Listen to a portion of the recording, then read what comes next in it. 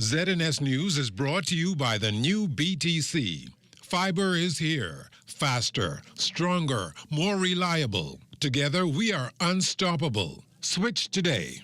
First at 11, as the Bahamas celebrates the 51st anniversary of its independence, an ambitious goal is on the agenda, lobbying for a seat at the table with another significant global body. And the Prime Minister once again hitting out at what he deems the global financial system's skewed policies, leading to gray and blacklisting. Also concerns being expressed over the police force's level of proficiency and quality of investigations by a noted attorney. We have those details. The Bahamas Tonight at 11 starts now.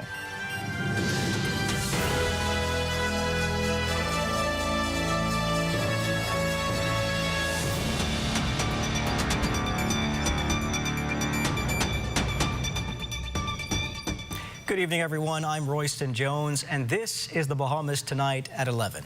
First at 11, on its 51st anniversary as a member of the United Nations, the Bahamas is setting its sights on a new chapter of global leadership on the world stage, bidding for a non-permanent membership on the UN Security Council for the 2032 through 2033 term. Addressing the body earlier today, Prime Minister the Honorable Philip Davis explained the reasoning for the ambitious push. The Security Council of the future will not be equipped to deal with the biggest crisis of our time without voices like ours at the table. The link between climate change and global security is undeniable. Things are bad now, and they're going to get a lot worse before they get better. Climate considerations must be integrated into all aspects of the Security Council's work. Because of this, the Bahamas stands ready to advocate and support whatever reforms are needed to help maximize the effectiveness of the work of the Council. Membership for countries like ours was not what the Charter members contemplated when the UN was established, but it is countries like ours which will help the Council with inclusive, truly representative decision-making needed to help address the greatest crisis of our time. The Prime Minister's address to the United Nations certainly not limited to the vulnerabilities and the predicament of small island developing states to climate change, echoing sentiments successive governments have argued, and his own Attorney General reiterated earlier this week. Mr. Davis again lambasted the global financial system's skewed policies that have led to unilateral blacklisting. The present system, with its dark rules and uneven playing field, drains resources from developing countries, leaving us to grapple with the consequences. The Bahamas refuses to accept this double standard. We are raising our voice to demand a fairer and more equitable international framework, one where the voices of all countries, regardless of population or GDP, are heard and respected. The Bahamas will continue to be a leading voice in championing this issue for as long as we need to do so, no matter how lonely or how long the journey may take. Tropical storm Helene, once a powerful Category 4 hurricane with 140-mile-per-hour winds, continues its path of destruction. At least 40 people have been killed. This hurricane has left millions without electricity and damage to the tune of an estimated $6 billion in private insurance losses, in addition to widespread flooding. We spoke with Lars Minnis, a Bahamian whose family lives outside of Atlanta, about how they fared. Here in Sandy Springs, which is just north of the city of Atlanta, about 20 minutes or so north, no significant damage. Some of the residents in Sandy Springs are without power. We're fine, thankfully, but other parts surrounding Atlanta, other suburbs, they've experienced power outages and down trees. I think here or there, some individuals have experienced quite a bit of flooding, which is perhaps the biggest and most significant component of this hurricane, lots of rain. We also spoke with Vice Counsel for the Diaspora and Cultural Affairs, Yasmin Miller. The buildings in Georgia and homes are not to the standards for a hurricane like it is at home. So I was more so fearful of something happening to my home. And, you know, if anybody has visited Georgia, Georgia has beautiful greenery, lots of amazing tall trees. That was another fear, that these trees, which have fallen before, would fall on my house. But, you know, like in my good Bahamian teachings, you do what you do. which you have to do, and also nothing like some pea soup in a rainy weather. And so that's what I've done for my family. And so we're just relaxing and riding out the storm. A noted attorney expressing serious concern over the police force's level of proficiency and the quality of investigations, particularly in the case of serious crimes like murders, rapes, and armed robberies. Ramona Farquharson summing it up in one word: sloppy. Let's say is said to be an offense that takes place with a firearm, and you get a report saying that, okay, we have compared the casings found on the scene with a gun that was found, and we put in a controlled bullet, and it has the same striations and markings, and so we therefore say that these casings came from this particular gun, and let's say that that's what we found on an accused person. So you hear it as you go to court. But again, that's all you get, is that bald assertion. You get nothing else. For instance, there's no sort of picture to compare to say this is what was on the casing. You can see the striations. This is the control that I used, and here's the side-by-side comparison. I mean, it's happening in all other countries, but in the Bahamas, we're still just we just have this blanketed report, and that's it. Well, earlier this week, the Bahamas joined its CARICOM neighbors in ongoing efforts to stop the illegal movement of firearms into the country. Our Corval Pyfrom reports on why the Bahamas might have some catching up to do. Citing a recent study published by the United Nations, the National Security Minister highlighted the price tag illegal firearms cost this country. The firearms-related cost to this country amounts to 4.8% of our GDP. Even more jarring, Minister Monroe illustrated how much this illegal activity hurts the country. The quantified cost in 2019 was $48,770,334. So apart from the cost in human lives and suffering, there is an additional cost in monies that cannot be used for education and other means. So at this week's Caribbean Firearms Roadmap sessions held here in Nassau, partners including local officials from law enforcement, the judiciary, immigration, customs, and foreign affairs explored solutions to stem this alarming tide. The Bahamas will join 12 other states that met with CARICOM Impacts and UN Lyric in meetings like this one, identify their priority actions, and determine sources of information for tracking the progress. Minister Monroe pledging the Bahamas' full support in collaborating with its partners. It is this collective effort that will ensure that we remain resilient in the face of evolving threats relative to illicit firearms and ammunition. For the Bahamas Tonight, I'm Corval Pyfrom. The issue of human trafficking, the focus of a two-day symposium organized by the Ministry of National Security and the National Neighborhood Watch Council. Local experts emphasized the warning signs of this criminal activity in the country, saying that the grassroots effort is key to achieving the government's overall objective. While steady progress has been made, human trafficking remains a paramount concern for authorities, and the National Neighborhood Watch Council hopes to continue its work with local authorities in alleviating this global issue. We have to go into the schools. We have to go into our universities, and teach our people, and the media has to be a part of it as well to help us educate the wider community on what is human trafficking and how we can be attentive of when we see things. I'll just share this with you. I was coming through the airport from Fort Lauderdale, and I noticed that two individuals walking together sat in the same area with me. They got back here into New Providence, and I asked the gentleman outside, I said, "Where's the young lady that was with you?" Because I felt something was wrong. He said, "Oh, I don't know her. I don't know her." And so I turned around and I went back into the airport, and I asked her, I said, "Where's the gentleman?" She said, "Oh, he bring me here to marry somebody." And then I reported it to the police and said, "Hey, look at this matter." Because that could be a form of human trafficking. So these are the things that you have to be observing and feel in your gut that something is wrong.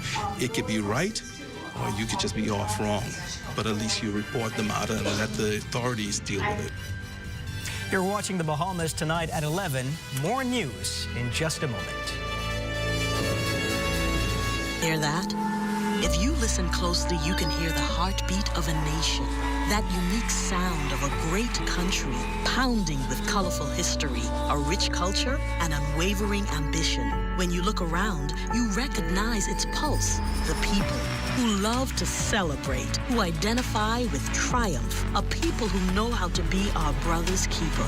Commonwealth Bank, built by Bahamians, here for Bahamians, Bahamians helping Bahamians.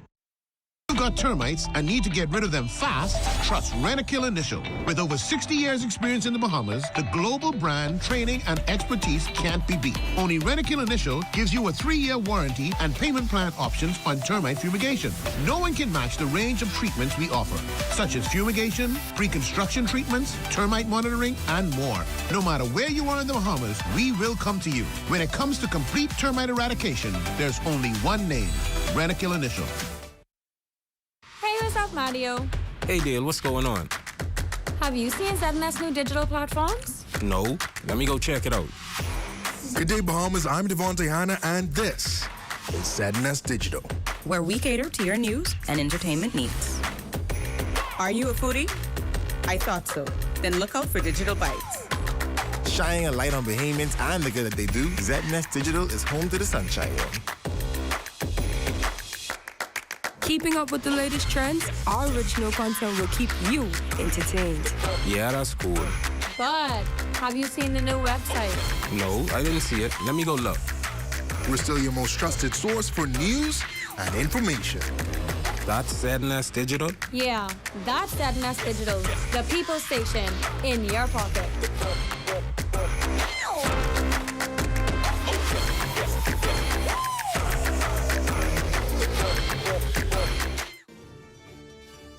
This portion of the news is brought to you by Bahamas Striping Group of Companies. Today is World Tourism Day, and the minister responsible for the sector, the Honorable Chester Cooper, is continuing to promote the Bahamas as a leading destination. The tourism minister says one needs to look no further than the numbers to see that we continue to hold our own against the competition. We're attracting 1 million tourists a month, which we expect will end the year around 12 million, which exceeds last year's 10 million record. And therefore, we are playing a key role, not just in the region, but around the world in the tourism industry. We're small, but we're punching hard, and we're respected in the world as a tourism leader. Maya Miller is Abaco's Junior Director of Tourism, and on this World Tourism Day, she's happy to be a role model for those who may want to follow in her footsteps. I feel like it opens the door for a lot of other young people that they can also do this and be a part of the tourism product as well, because we need the young minds, we need the cultivation of their ideas and everything to help sustain our tourism product. The Bahamas continues to be a leading destination for ecotourism, with reportedly thousands of visitors participating in unique cultural adventures annually. Inagua is one of those key sites. Carla Palmer reports. Mr. Randolph Casper Burrows, I understand that you're the #1 tour guide in this country, especially for Inagua. Where are you taking me today? Well, I try my best. It depends on what you want to see. Are you a avid birder, or you just want to see what we have here to offer? Maybe the flamingos? Okay, we could go and see the flamingos and the Martin Salt Factory, because that's on the way out there. Okay, let's go there. That's right. Burrows has been a ranger with the Bahamas National Trust for more than 25 years. Took us south outside of Matthewtown into the bird-watching sanctuary to a place called the Maroons, a habitat for some 15 different species of birds and approximately 18,000 flamingos. If you want to, really see all the warblers and the other birds in the forest and what's not, you get started early in the morning at daybreak. That's when the birds are more active and feeding. But like with the flamingos, the heat of the day, they see the colors much better. Burrows is a third-generation ranger, following in the footsteps of his father and grandfather. A lucrative sport and a big business, Burroughs launched his private tour company, Friendly Tours in Nagua, 8 years ago in anticipation of retirement from BNT. I love the environment, love to show it off, so it's just something when the opportunity come to expand and, do my own business, I jumped up on it. I love it and just love to share with people, that come down, want to see what's going on. I want to make sure the experience is a memorable one. Ranger Burroughs says during winter is when the majority of avid birders visit the site. Still, he's lobbying for more tourism promotion for Inagua. For the Bahamas Tonight, I'm Carla Palmer. Bahamian pilot Timothy Russell pledging $100,000 to supporting budding pilots attending school abroad. His pledge was made while speaking to attendees at the Rotary Club of East Nassau. We've only had 2 or 3 students where we pay for everything. We're on a 7-year plan. We're on year number 5, and we are well ahead with our everything that's transpiring. And so we foresee the current group of students are designed to become flight instructors, and they're supposed to follow what I do to create an autonomous cycle of giving, because I'm a free flight instructor. What happens when we have 5 more, and then another 10? And it's a lifetime commitment. A new podcast is gaining attention by honoring the life and legacy of one of the Bahamas' most revered national heroes, Sir Milo Butler. The show dives into his lasting impact on Bahamian society while also shining a light on modern trailblazers who are continuing his work. The goal is to inspire a new generation to take pride in their history and step forward as leaders themselves. We're now in our 4th generation as butlers, carrying on the legacy of our grandparents. And we thought that we needed to truly tell their story in the initial episodes, but also to share the story to a wider audience of other Bahamians that are coming up, that are creating businesses, that are also creating legacies, but we want them to also share their legacy with the wider public. The show not only educates, but also challenges listeners to consider their own impact on Bahamian society. In the upcoming episode, the Bahamas Striping group of companies will share how they've built a thriving business from the ground up while contributing to the nation's development. Atario wears suits today, but Atario was a fella that I always knew was a guy literally striping the streets, whatever job. I mean, literally the guy on the job from that perspective. So when I hear the story about what this $5,000 grant that was given to them did, and how in some ways we really honored the legacy of Sir Milo by really empowering these young Bahamian entrepreneurs to really get started in a business now that is thriving. I guess a multi-million-dollar business now. They're doing contracts and roads and all the family islands. To me, it just speaks to really how we've lived our legacy, and in so many ways really inspired other entrepreneurs to continue to thrive. 5 churches each receiving 30 boxes of groceries this morning from local stockbroker Trade Zero. CEO and co-founder Daniel Pipitone says this is just the beginning of the company's outreach initiatives, with a Christmas gift and food giveaway also scheduled for the 7th of December. We have been big advocates and supporters of various charities that repurpose food from the various resorts and restaurants to get them to the community, to people who are in need. And not just the people who may be unemployed or homeless, but people who are struggling with gainful employment that are just trying to make ends meet. We understand the need, and a day like today is very bittersweet for us because we're happy to help, but we know that it's not enough, and it's really never enough. So, but one step at a time, we are happy to be here and happy to share what we can. Recipients of this kind gesture included the Church of God of Prophecy and the Evangelistic Center of the Assemblies of God. There's no given day where we are not bombarded with calls of persons who are in need. As you know, this is a difficult time financially for a lot of people. Even the ones who are gainfully employed are having difficulties making ends meet, so these boxes are God sent. There's a great need. I know that 3 of the ministries here, our pantries were empty. And so we are so excited that we're able now to distribute these food items to various persons in our churches and in the local community. Marcellus Hall has a look at what's coming up in sports. Marcellus. Hey, coming up in sports for tonight, we'll take a look at all the softball going on around the country. Eleuthera crowns a champion on the men's side. We'll tell you how they did it just ahead in sports.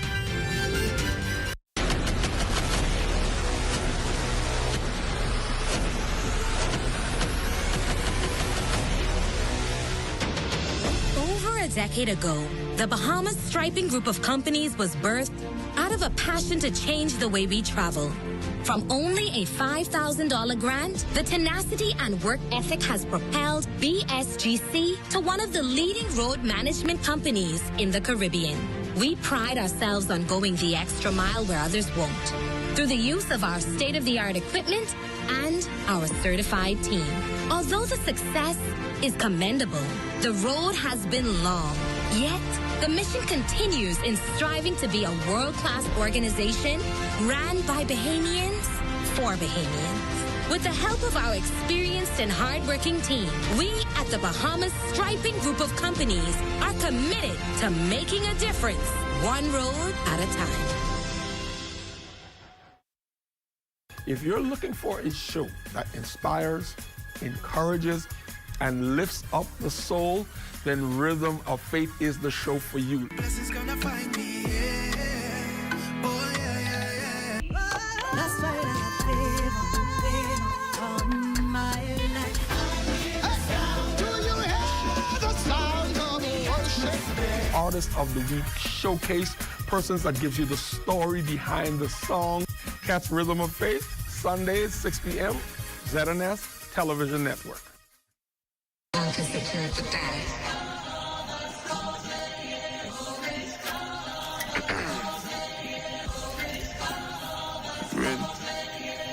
Keep the bad king walking.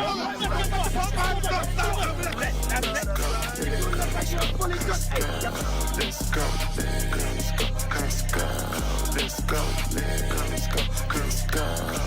go. We are going to ensure and make sure that this is your last time here.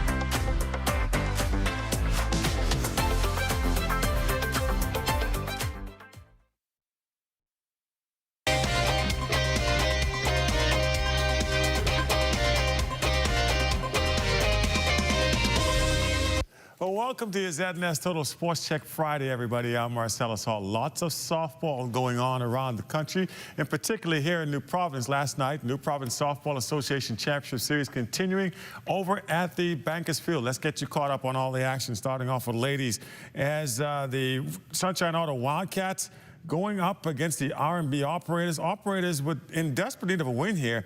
They would actually have a 10-4 lead in the fourth inning, but back come the Sunshine Auto Wildcats. They scored 9 in the bottom of the inning to take the lead and never look back. Wildcats now up 3-0 after they win this one 19-12. They can wrap things up on Saturday. On the men's side, Cybertech Blue Marlins also now a win away from the title as they outlasted the Chances Mighty Mitch 8-7 your final score. Marlins also up now 3-0 in their best of 7. More softball, this time from Eleuthera. ED Punishes out of South Greencastle, celebrating the title last night as they beat the JC Constructionaires 18-17. They close out their best of 7 series 4-1. We're just super pumped. We're super excited right now. The celebration for us has really just begun. I just want to shout out to JC Constructionaires for the hard-fought series each and every night. It was a dogfight. It was a nail-biter. And that's why the fellas that trust and believe in me all season to manage and coach and lead them here to this point, I just want to give them their props. I just want to tip my cap to them. Each and every night, they came out, they battled, no matter the situation. They came out and they performed, and that's why we're here right now as champions. Third annual UB Mingos Cross Country is set for the weekend, and by all accounts, it would be or could be the best ever. The open under 20 and under 17 divisions will run 3 kilometers. The under 15s and under 13s, they'll take the 2K course, and the under 11s and under 9s will take the 1K course. The meet set to start in the open division at 7 o'clock tomorrow morning. They've refurbished Thomas A. Robinson Stadium, so that means they'll shift attention over at the QE Sports Center near the Kendall Lodge Gym. And right now, head coach Edna Roll says there are some more exciting changes this year. We've added a new additional section for persons to win an additional trophy for the high school and the junior high school to have bragging rights for those divisions. So high school against high schools for the cross country, those divisions. And of course, still the overall winner. So you can win high school division and overall divisions for each divisions. Primary school sports about to get underway in the next month or so. As it is now, Eva Hilton Primary has been one of the top programs for the past few years. Phys ed teacher Zendora Munning says the key to success has been having coachable students. Being one of the top schools, it's an honor and a privilege, and we take that very, very serious, as well as it helps us to know that when we go out to another tournament, we have to defend our titles. So it's a good thing, and it's a good feeling. And that's your check on sports here tonight in this late night edition. Weather is just around the corner. Stay with us.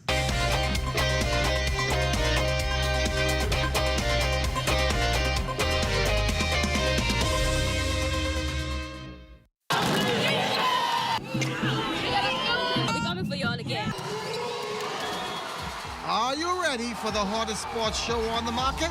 It's called The Timeout. Sundays on the ZNet Television Network. In our first show, 4 decades of sports in the country.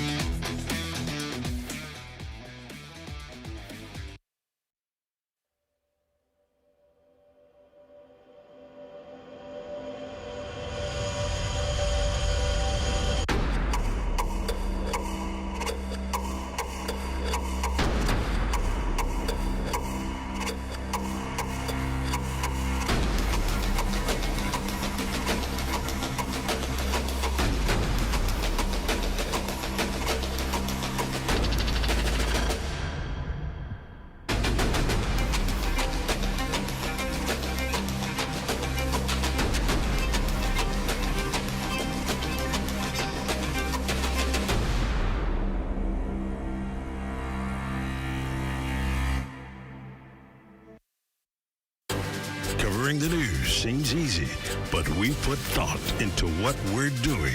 The Bahamas Tonight Access Now, here to inform, educate, and entertain. A new type of newscast featuring social media trends, news from around the islands, interviews with the people you like, sports, weather, and fabulous entertainment. That's a Bahamas Tonight Access Now with Marcellus Hall and LaDon Davis. Live, starting September 16th. It's now time for a weather check with Chief Meteorologist Basil Dean. Basil? Good evening, Royston. Very busy tropic this evening. We have several systems we're keeping eyes on. The first one, this is just to the southwest of the Cape Verde Islands that organize our showers associated with an area of low pressure. We're giving it about a 30% chance of developing over the next couple of days. And just ahead of that, we now have Tropical Storm Joyce, which is packing winds of 50 miles per hour, moving towards the northwest, and that should keep it pretty much out to sea, so no problem for landmass with Joyce. And then in the north central Atlantic, we have Hurricane Isaac. It's packing winds of 85 miles per hour. Good news, it is moving towards the east, and the computer models are also suggesting that this one will dissipate by Monday of next week. Let's take a quick look at temperatures around the following islands. Marshall, Abaco at 87, 86 in Green Key, Abaco, 86 in Freeport, Grand Bahama, the Berry Islands, 86 as well. Alice Bimini at 85 degrees, 85 also in Harbor Island and Roxanne, Eleuthera. Fresh Creek, Central Andros at 87, picking up some 89s in Camp Space on Andros, Black Point, Exuma, over in Otterson, Cat Island, 86 degrees there. San Salvador, 86, also Rum Key at 86, Georgetown, Exuma, 2 degrees up at 88 degrees, 88's in Ragged Island, Clarence Sound, Long Island, and in Crooked Island. Betsy Bay may go on at 87, Matthew Chani, Nago, 87, and the Texas Caicos Island also at 87 degrees. And our satellite pictures showing that troughing associated with Helene, that is producing some cloud cover and a couple of showers over the extreme northwest Bahamas, particularly around Grand Bahama and the Abacos, but that will be lifting towards the north and west and should be out of here by tomorrow. Our forecast for tonight, partly cloudy, very warm and humid with a low temperature of 81 degrees. Tomorrow, we're looking at partly cloudy, very warm and humid. That's tonight. And then tomorrow, humid with intervals of clouds and sunshine. Your high temperature tomorrow, 91 degrees, extended weather forecast. Beautiful weather shaping up, lots of sunshine in the forecast. Those temperatures returning to the 90s, and that will be with us for the next 7 days. Royston? I'll make sure to wear that sunblock for those hot days coming up ahead. And that does it for the Bahamas tonight at 11. Thank you so much for continuing to make ZNS your first choice for news and information. Only the sun covers the Bahamas better than ZNS. Thank you for watching, and good night.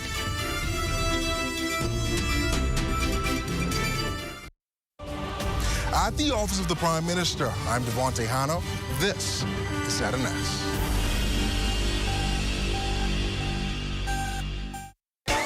Coming to you from Hollywood, almost live, it's Comics Unleashed, Hot Chocolate, with your host, Byron Allen. Tonight, Byron welcomes Leslie Jones, Ralph Harris.